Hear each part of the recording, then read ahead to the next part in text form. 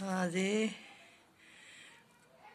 ইফতাৰত মানে একো বনোৱা নহ'লে এয়া পিঠা, এইটো এটা ভজা পিঠা যেনে ভজা পিঠা এয়া ৰেডি কৰি লৈছোঁ আৰু বাকী আৰু ডিম এটা লগত আৰু ভজা পিঠা বনালোঁ। এয়া এইটো কি কয় ভজা পিঠা, বৰা চাউলৰ ভজা পিঠা খাই খুব ভাল লাগে বৰা চাউলৰ ভজা পিঠা।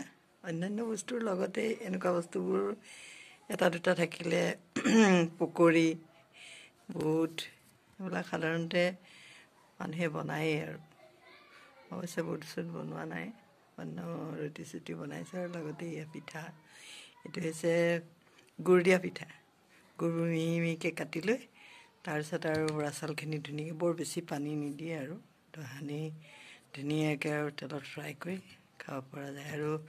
আৰু এইটো এটা বনাইছোঁ ধনিয়া দি, নিমখীয়া পিঠা এইটো ধনিয়া, আদা নহৰু নহয়, পিঁয়াজ আদা খুব ভালদৰে বটি তাত অকল এই ধনিয়া পাতো দিছোঁ ধনিয়া পাত দি আৰু ধুনীয়াকৈ গোল গোলকৈ হাতেৰে গোল গোল কৰি আৰু অকণমান এনেকৈ চেপেটা কৰি অকণমান চেপেটা হ'লে ভাল হয় আৰু ভিতৰলৈকে মানে হেৰি হয়, ভজা ভাজটো খাই যে অলপ তেলটো মৰমৰীয়া হয় যিহেতু, গতিকে এইটো চেপেটা কৰি এনেকৈ বনাওঁ।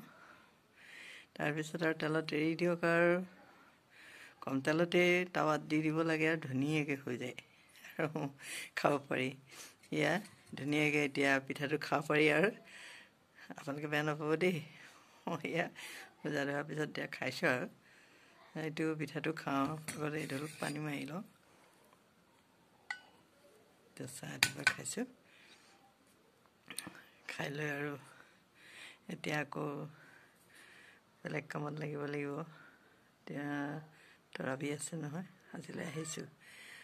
সকলোকে পুনৰ ৰমজান মোবাৰক জনাই মোৰ ইমানতেই ভিডিঅ'টি সামৰিছোঁ আজি।